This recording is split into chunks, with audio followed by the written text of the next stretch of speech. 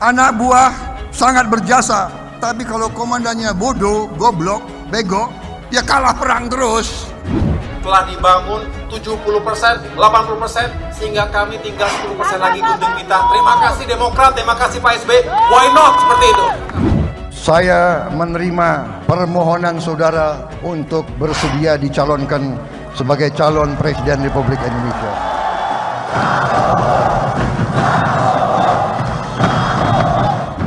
Saya kadang-kadang juga speechless juga mau mengatakannya. Tapi artinya kenapa kita tidak kemudian oke, terima kasih telah diletakkan landasan. Jangan merasa kau hebat. Jangan sekali-sekali kau merasa bahwa kau hebat. Tetapi jangan mengatakan ini kehebatan kita 1 tahun gunting pita. Itu namanya claiming. Guru kencing berdiri, murid kencing berlari.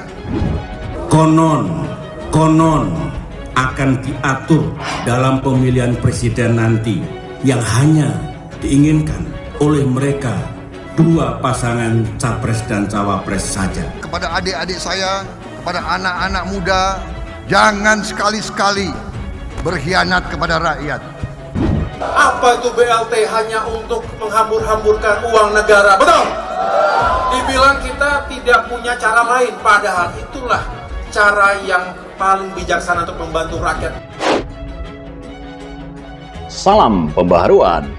Saudara, elektabilitas Menteri Pertahanan Prabowo Subianto sebagai Capres 2024 masih teratas dengan perolehan 31,5% berdasarkan survei Lembaga Survei Jakarta atau LSJ yang diumumkan pada 27 September 2022.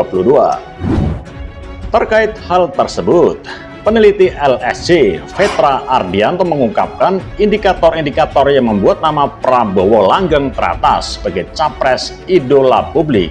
Jadi yang pertama, Pak Prabowo itu dinilai publik sebagai seorang menteri di bawah kabinet Jokowi yang memiliki kinerja terbaik. Bisa diketahui bersama bahwasanya Pak Prabowo ini aktif sekali sebagai seorang menteri menggalang kerjasama dengan berbagai negara-negara luar, khususnya terkait dengan diplomasi pertahanan. Ujar Vetra, Kamis 29 September 2022. Sebagai seorang menhan, kerja-kerja Prabowo yang mendapat sorotan hingga dunia internasional membuat publik layak mengharapkannya menjadi presiden penerus Jokowi. Itulah yang kemudian membuat kinerja Pak Prabowo ini menjadi seorang menteri yang terbaik, tuturnya. Selain itu, pengalaman Prabowo di bidang militer dan bisnis juga menjadi nilai plus bagi Ketua Umum Gerindra itu diidolakan publik. Beliau mengetahui apa solusi yang tepat untuk Indonesia terkait dengan ancaman di bidang pertahanan.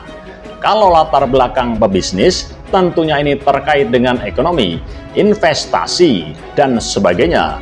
Dan Pak Prabowo sudah mendalami hal itu sejak lama. Ibunya, Vetra tak menampik jika hubungan baik yang dibangun Prabowo dengan Presiden Jokowi menjadi salah satu indikator bagi publik untuk memilih Prabowo.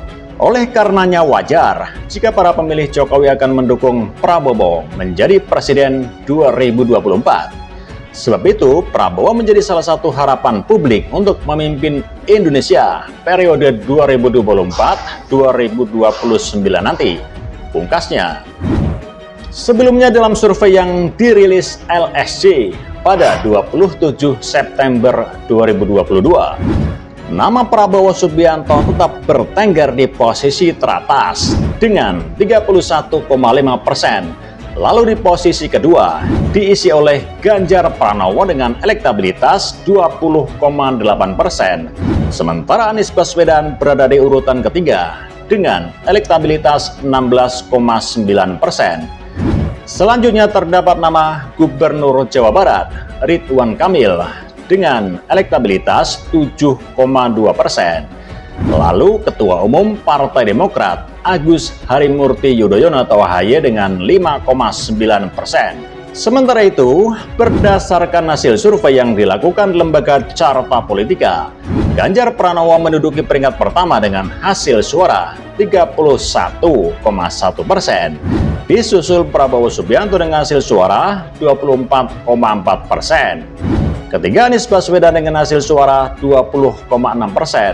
Keempat Ridwan Kamil dengan hasil suara 7,2%. Dan yang kelima Sandiaga Uno dengan hasil suara 2,5%. Survei ini dilakukan pada 6-13 September 2022 dengan jumlah sampel sebanyak 1.220 dengan margin of error 2,82%. Survei dilakukan kepada responden yang berusia minimal 17 tahun atau sudah memenuhi syarat memilih.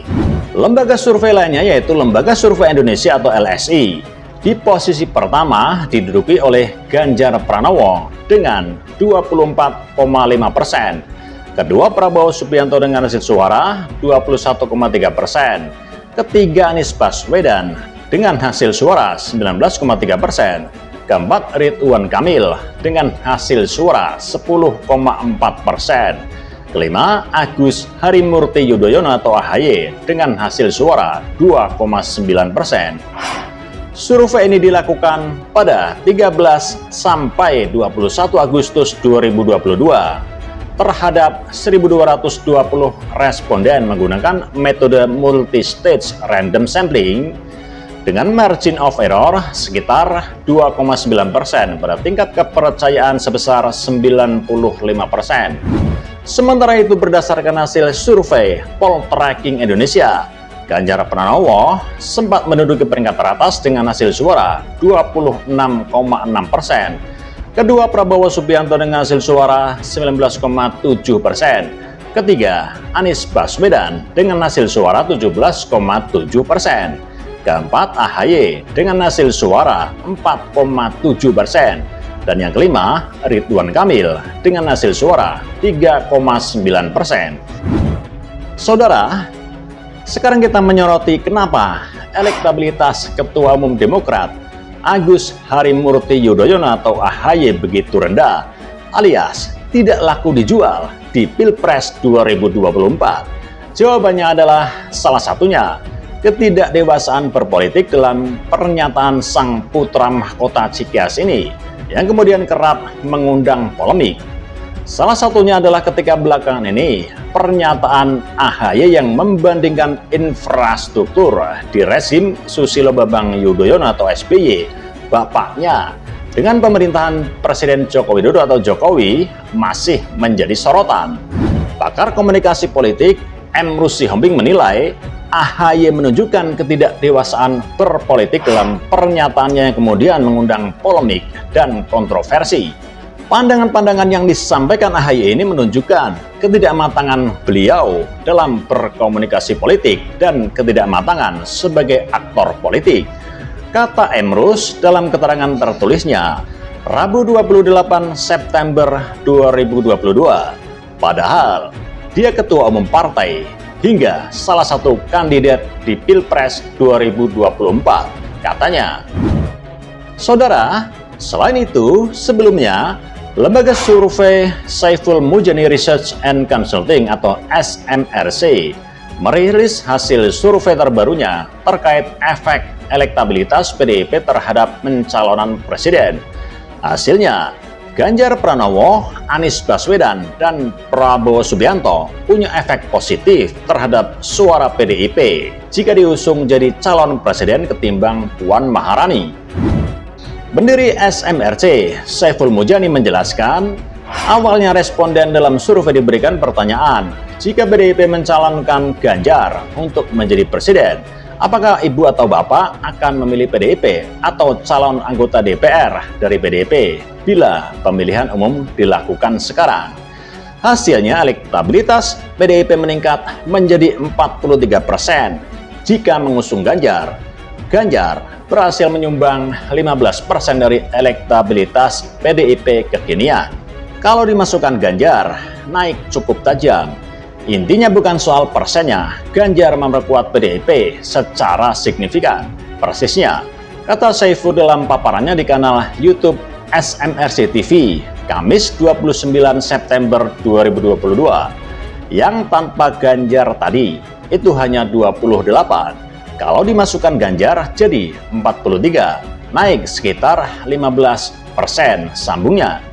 Kemudian survei ini juga mengukur jika Anies yang diusung oleh PDIP, hasilnya Anies berhasil menambah elektabilitas PDIP menjadi 38%. Sementara itu, juga dalam survei ini diukur nama Prabowo Subianto jika diusung menjadi capres oleh PDIP. Hasilnya elektabilitas PDIP menjadi 36%. Adapun justru ketika PDIP mengusung Puan Maharani, elektabilitas PDIP akan turun. Jika PDIP mengusung tanpa Puan akan mendapat elektabilitas 28%. Namun bila Puan diusung, justru angka turun menjadi 25%. Nah, kalau dilihat ini, hasil efek terhadap PDI Perjuangan, yang paling bagus adalah Ganjar, dia punya pengaruh sekitar 15%, Anies Baswedan sekitar 9%, Prabowo 8%, sementara Puan Maharani negatif. Katanya, untuk diketahui survei ini dilakukan secara tatap muka pada periode 5-13 Agustus 2022. Populasi survei adalah seluruh warga negara Indonesia yang punya hak pilih dalam pemilihan umum.